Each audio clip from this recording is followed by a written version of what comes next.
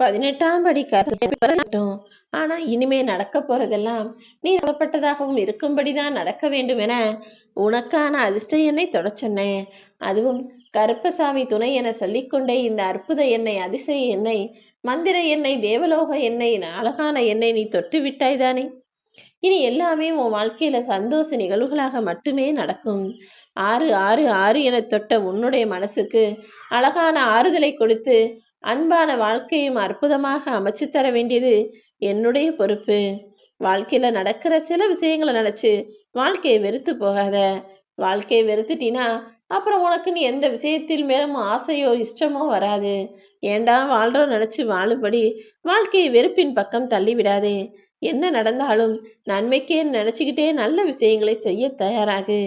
மனிதர்களின் 6வது அறிவு என்பது யானையின் 5வது அறிவை விட குறைவானதுன்னு முதல்ல உனக்கு தெரியுமா? யானை கிட்ட எவ்வளவோ நல்ல விஷயமும் நல்ல குணமும் இருக்கு. அதுக்கு என்னதான் மதம் பிடிச்சாலும் கூட அந்த மதம் பிடித்த சூழ்நிலையிலும் சில தவறான விஷயங்களை செய்யாது. யானைப்பாகன் அதுக்கு கற்றுக் கொடுத்த நல்ல விஷயங்கள் ஞாபகத்துல வச்சுக்கிட்டு சில சத்தியங்களுக்கு கட்டுப்பட்டு அதன்படிதான் நடக்கும். ஆனால் மனிதனுக்கு மதம் பிடிக்காது. ஆனாலும் பல சமயங்களில் பல பேரின் பேச்சுக்களுக்கு மரியாதை கொடுக்காம பல பேருக்கு கொடுத்த சத்தியத்தை மீறி தவறு செய்பவனாக தானே இருக்கிறான். அதனாலதான் ஆறறிவு இருந்தாலும் மனிதன் அந்த அளவுக்கு யோசிச்சு நல்ல விஷயங்களை செய்யறது கிடையாது. நீ அப்படி இருந்திடக்கூடாது. நல்ல விஷயங்களை செய்யக்கூடியவனாக திறமையான நிதானமான முடிவை எடுக்கக்கூடிய ஆளாக இருன்னு சொல்றேன். தன் மனைவியையே மறக்க வைக்கும் தாயின் பாசத்தையும் தாயை நினைக்க வைக்கிற மனைவியின் அன்பையும் பெற்றவன்தான் அதிர்ஷ்டசாலி. அப்படிப்பட்ட பாக்கியம் உன் வாழ்க்கையில கிடைப்பதற்கு நான் நிச்சயம் உறுதுணையா இருப்பேன். அடுத்தவரை பற்றி புகழ்வதை காட்டிலும் ஊக்கப்படுத்துவதுதானே சிறந்தது. வாழ்வதை காட்டிலும் வாழ வைப்பதுதான் சிறந்ததுங்கிறத புரிஞ்சுக்கோ. விடை தேடும் பயணம்தான் வாழ்க்கை. ஆனா சில பேருக்கு என்னடா இது வாழ்க்கை, என்ன செய்யணும் ஏது செய்யணும்ன்ற விடையே தெரிவது கிடையாது. பல பேருக்கு எதுக்காக இந்த வாழ்க்கையில நம்ம பிறப்பெடுத்திருக்கோன்ற கேள்வியே புரியாமல் வாழ்க்கையை வாழ்ந்துகிட்டு இருக்காங்க. இந்த உலகில் எல்லாரும் தான் தான் அறிவாளின்னு நினைச்சுக்கிட்டு இருக்கவங்களுக்கு மத்தியில நீ ஒன்றுமே தெரியாதவனாக நடந்து கொண்டாலும் முட்டாளாக நடித்தாலும் பரவாயில்ல பொழைச்சுப்போன்னு உன்னை விட்டுடுவாங்க. எது வசதி நீயே யோசிச்சுக்கோ. எல்லாமே எனக்கு தெரியும் என அறிவாளியாக காட்டிக்கொள்வதை விட எதுவுமே எனக்கு தெரியாது என அப்பாவித்தனமாக நீ இருந்தால் தேவையில்லாத பிரச்சனைகளும் வம்பு வழக்குகளும் உன்னை நோக்கி வராதுங்கிறத புரிஞ்சு நடந்துக்கோ. பல பேரு நம்ம தப்பு செஞ்சு மாட்டிக்க கூடாதுன்றதுல ரொம்ப கவனமா பொய்யான ஆளா நடிச்சுக்கிட்டு இருப்பாங்க. அப்படி கவனமாக நடிப்பவர்களை நீ கவனிக்காமல் நடந்து போய்கிட்டே இரு என் செல்லமே. நீ உன் வாழ்க்கையில உன் மனசாட்சிக்கு ஏத்தாறு போல உண்மையாக சரியாக நடந்து கொண்டால் போதும். உனக்கு எதிராக செயல்படுபவர்களை எல்லாம் இந்த கருப்பசாமி நான் பார்த்துக்கிறேன்.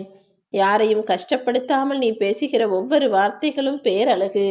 எல்லார்கிட்டையும் அன்பையும் அறிவையும் பாசத்தையும் காட்டுகிற உன்னுடைய அழகுதான் பேரழகு கொண்ட குணம். அப்படி இருக்கும்போது நீ எதற்கும் வருத்தப்படாதே. உன் வாழ்க்கையை அழகானதா அற்புதமானதா ஆக்குறதுக்காக இந்த கருப்பசாமி நானே துணையா வந்து நிற்பேன். புரிதலும் நிதானமும் ஒரு மனிதனுக்கு தவறும் பட்சத்தில் அவன் கூட இருக்கிற எல்லாருக்குமே நிம்மதி இல்லாம போயிடும். எந்த விஷயத்தையும் சரியா புரிஞ்சுக்கவும் நிதானமா நடந்துக்கவும் முயற்சி செய்.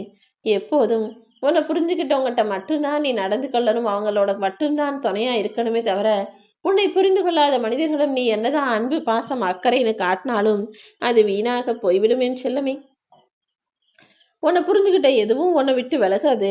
அதே நேரத்துல உன்னை புரிந்து கொள்ளாத எதுவும் நீ என்னதான் முயற்சி செய்தாலும் உன்னிடம் தங்காது என்பதை புரிந்து நடந்து கொள்ள பழகு. உன்கிட்ட பொய் சொல்ற ஒருத்தரை எப்போதும் நம்பாதே.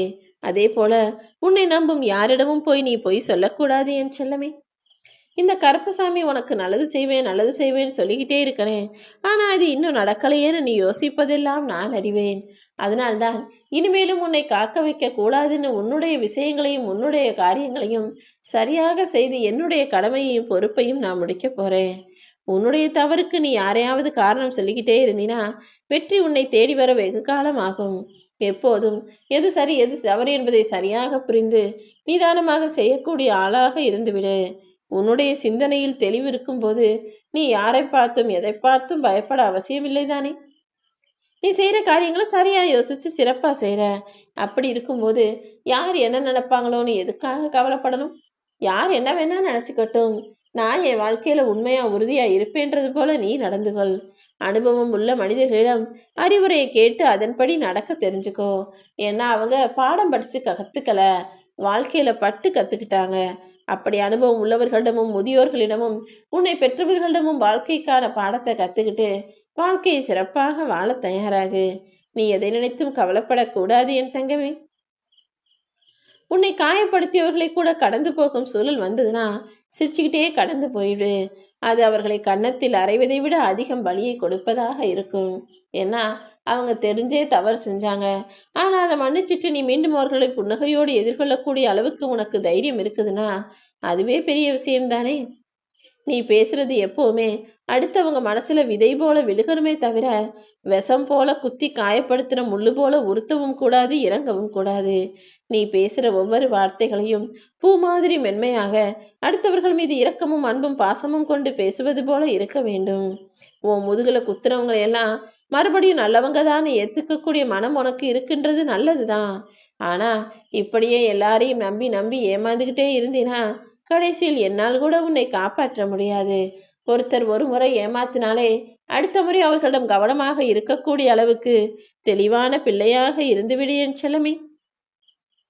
நெருப்பு பத்திக்குச்சுனா எப்படி நீரை ஊத்தி அணைப்பாயோ அதே போல உன்னுடைய பாவங்கள் அதிகமாகி விட்டது. அதன் காரணமாக நீ கஷ்டப்படுறதை பார்த்ததாலதான் உன்னை தான தர்மமே நான் செய்ய சொல்றேன்.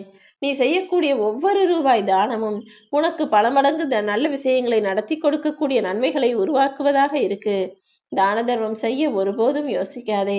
இல்லாதவர்களுக்கும் எளியவர்களுக்கும் ஏதாவது ஒரு வகையில உதவி செய்யப்பார் என் தங்கமே. நீ எனக்கு தான் ஏதாவது இந்த கொடுக்கணும், என் உண்டியல்ல தான் வந்து காசு போடணும் நான் ஒருபோதும் நினைக்க மாட்டேன். ஏன்னா உன்கிட்ட காசு வாங்கி சாப்பிடுற அளவுக்கு என் நிலைமை இல்லை. பிறகு என்ன, இல்லாதவர்களுக்கு கொடுக்க பழகு. எனக்கு கொடுக்கன்னு நினைச்சதை இல்லாதவர்களுக்கும் கஷ்டப்படுறவங்களுக்கும் கையேந்தி யாசகம் கேட்பவர்களுக்கும் கொடுத்தாலே போதும். அதன் மூலமாக என் மனசு நிறையும். உன் மூலமாக நான் அவர்களுக்கு உதவி செஞ்சதாக நானும் நினைச்சுக்குவேன் என் செல்லமே. உண்மையை சொல்றதுக்கு யாருனாலையும் முடியும். ஆனா உண்மையை சொல்வதால் வரும் பிரச்சனைகளையும் இழப்புகளையும் தாங்கிக் கொள்ள ஒரு சிலருக்கு மட்டும்தானே மனதைரியம் இருக்கு. நீயும் அப்படிதான் தைரியம் உள்ள பிள்ளையாக எல்லா இடங்களிலும் உண்மையை பேசக்கூடிய பிள்ளையாக இருக்கணும். வெற்றியோ தோல்வியோ ஆட்டத்தை தொடங்காத வரைக்கும் எதையும் சாதிக்க முடியாது. என்னதான் நடக்குது பார்க்கலான்னு முதல்ல வாழ்க்கையை தைரியமாக எதிர்கொண்டு வாழ்க்கை களத்தில் போராட்டத்தில் இறங்கு. அதுக்கு பிறகு எல்லாத்தையும் சமாளிச்சு சாதிச்சிடலாம் என் செல்லமே. உன்னை தரம் தாழ்த்தி மட்டமாக பேசுபவர்களுக்கும் ஏளனமாக நினைப்பவர்களுக்கும் நீ விளக்கம் கொடுக்கவே வேணாம். ஏன்னா நீ உயரத்துல இருக்க. எங்க நீ நல்ல நிலைமைக்கு வந்துருவிய முன்னேறுவியன்னு உன் மீது போட்டி பொறாமையோடு சில தெருநாய்கள் குறைத்து கொண்டுதான் இருப்பார்கள். சூரியனை பார்த்து தெருநாய் குறைக்கும் போது சூரியன் கீழே இறங்கி வந்து பதிலுக்கு பதில் பேசிக்கிட்டு இருக்கா என்ன? அதே போலதான் உன்னை பற்றி உனக்கு எதிராக விமர்சனமும் குறையும் யார் சொன்னாலும் கண்டுகொள்ளாமல் நீ பாட்டுக்கு உன் வேலை செஞ்சுக்கிட்டு போய்கிட்டே இரு. உனக்கான வாழ்க்கையை உயர்வானதாகவும் சந்தோஷமானதாகவும் சிறப்பானதாகவும் அமைச்சு தர்றதுக்கு இந்த கருப்பசாமி நான் இருக்கேன். நிச்சயம் எல்லாமே நீ நினைத்தது போல நல்ல விதமாக நடக்கும்.